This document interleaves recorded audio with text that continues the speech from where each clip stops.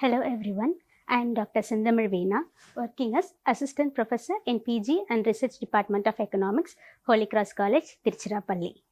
So, the topic we are going to see in this video is public goods and private goods. So, in economics, goods based on certain characteristics, goods are classified as public goods and private goods. Through this video, we shall know about the meaning and characteristics of public goods and private goods, and we will be able to understand the differences between public goods and private goods. So, let us get into the topic. First, let us know about the meaning of public goods. So, public goods are the goods, commodities or services that are provided by the nature or the government of a country at a free of cost or at a heavily subsidized price. So, the public goods, as the name suggests, they are provided to improve the welfare of the people or to improve their living standard and to develop infrastructure in a country and provide some facilities for the people in a country at free of cost in general. So, let us see some examples of public goods. They are education provided by the government, public healthcare services, police service, defense service, public transport, any means of transport, bus, train, anything, and even road, dams, bridges and street light. So, anything, the services provided by the government, and also some natural resources like the air, water, sunlight. So, all this can be considered as the examples of public goods. So, now let us see the characteristics of public goods. So, the public goods possesses the following characteristics. They are non-rival, non-excludable, non-rejectable and free riding. Now, let us see the meaning of each characteristics. So, non-rival. A good is non-rival if consumption of that good by one person does not reduces its availability to another person. So, non-rival means they are non-competitive in nature. That is, if one person consumes that product, it does not restricts or reduces its availability to another person. That is called as non-rival. So, many persons can use that product simultaneously. Examples like air, sunlight or street light. So, if a person is consuming or making utilize of these services means it does not reduce its availability to other person. So, this is non-rival in nature. This is the first character of public goods. So, the next character is they are non-excludable. A good is non-excludable if anyone cannot be excluded or prevented from using that product. So, public goods are available to population as a whole. Therefore, it is difficult to exclude anyone from using that product or service. For example, we may take national defense. So, national defense is available to everyone in a country. So, if a foreign visitor comes to a country means that foreign visitor cannot be excluded from benefiting from the services of national defense. Thus, the public goods are difficult to exclude a person from benefiting from the service. The next character is they are non-rejectable.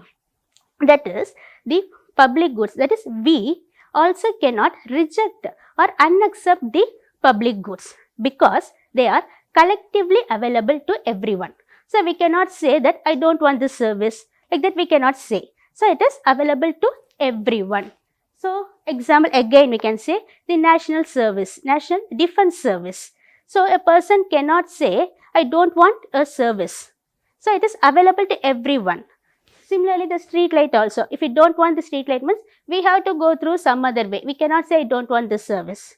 So, it is non-rejectable as well. Next character is free riding. So, the non-excludable property of the public goods, it gives rise to this free riding situation. That is, sometimes people may utilize a service or a product without paying any tax or due value of the product. So these people are called as free riders. So this situation of free riding arises when a person uses or overuses a product without giving a fair due value or price for the product. So that is the free ridership, and this exists in the public goods. So these are all the characteristics of public goods. So what are they? They are non-rival, non-excludable, non-rejectable and free riding. So next we shall see the private goods. So first we shall see the meaning of private goods. So private goods are the commodities or services that are produced or manufactured by the companies owned by the entrepreneurs who produce goods or commodities that meet the requirements of the people, and these products are sold in the market for a price and for the profit motive by the entrepreneurs. So these private goods are essentially all those goods that are produced by the entrepreneurs that meet the requirements of the people to satisfy their wants, and also to with the profit motive of the entrepreneurs. So now let us see the examples of private goods. In this private goods, so in private goods, all those products that are bought and sold in the free market comes under the example or can be considered as private goods. So everything that we buy with a price that are considered as the private goods. So examples can be said as clothes, shoes, cosmetics, vehicles, cars, bikes, groceries, food, all the electronics or home appliance, whatever it may be. So whatever all those products that we pay a price and we buy in a market are considered as the private goods. So now let us see the characteristics of private goods. They are rival, excludable, rejectable and traded in free market. So now let us see the meaning of these characteristics. So rival. So the private products are rivalry or competitive in nature. That is, if one person is consuming a product, that product will not be available to another person. That is, if a person pays some money and purchases a product, means that product belongs to that person. He only owns that product. So therefore, the another person cannot own it. And if this person, the one who owns the product, consumes it, means that product will not be available to the next person. So this is rivalry in nature. That is, if one person is consuming it, means the other person cannot have it. So that is rivalry in nature. Therefore, the private goods are rival. The next character is excludable. Since this private goods involves prices, so all those who have not paid a price for the product will be excluded from using that product. So only those who have paid can use the product. If they have not paid for the product, good or service, they will be excluded, prevented from using that good or service. So this is the next character. The next character of private goods are, they are rejectable. That is, the consumers or the individuals have the right to reject or unaccept the goods because they are paying money for that product. So if they doesn't want that product, means they can reject it. So they can also select from the multiple alternatives according to their preference. So only if they like the product, they will purchase it. If they doesn't like the product, means they can reject it because they are paying money for that product. So this is the next character of the private goods. And the last character is, these private goods are traded in free market. That is, these goods are bought and sold in the free market. So free market, it means the market that does not have any restrictions or control by any authority like government or any other authority. There will not be any control or restrictions in the trading. So anyone can buy anything and sell anything in a market. So that is called as a free market. So these private goods are traded in free market.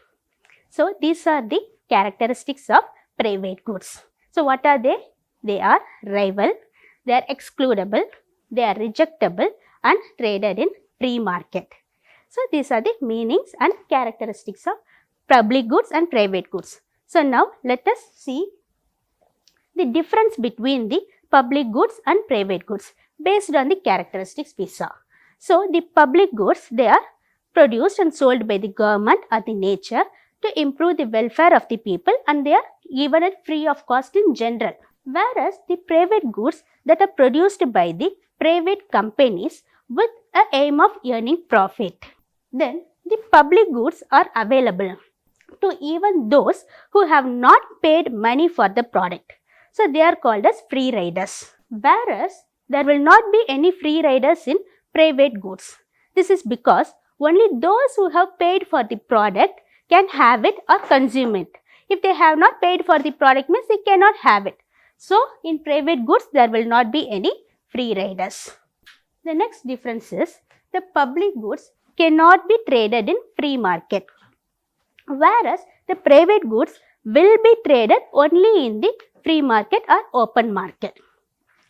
Then the next difference is the public goods are sometimes taken for granted, in the sense, since it is available at free of cost or at lesser cost, people will not realize its true value and sometimes they may use it recklessly.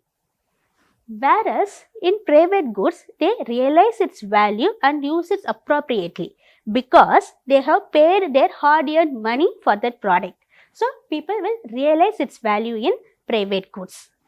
The next difference is the public goods do not discriminate people on basis of their purchasing power or buying capacity. They are equally available to everyone. That is, it does not discriminate on the basis of whether the people is rich or poor. So whoever it may be, the public goods are available and accessible evenly, equally to everyone. In contrary, whereas the private goods, they discriminate the people on the basis of their purchasing power. That is, only those who have the purchasing power can buy the product and use the product. If they does not have the purchasing power or buying capacity, means they will be excluded from using the products. So these are all the differences between the public goods and private goods. So I hope you would have got some idea about the meaning and characteristics of public goods and private goods and the difference between public goods and private goods. So based on that topic, these are all the assessment questions that I have framed.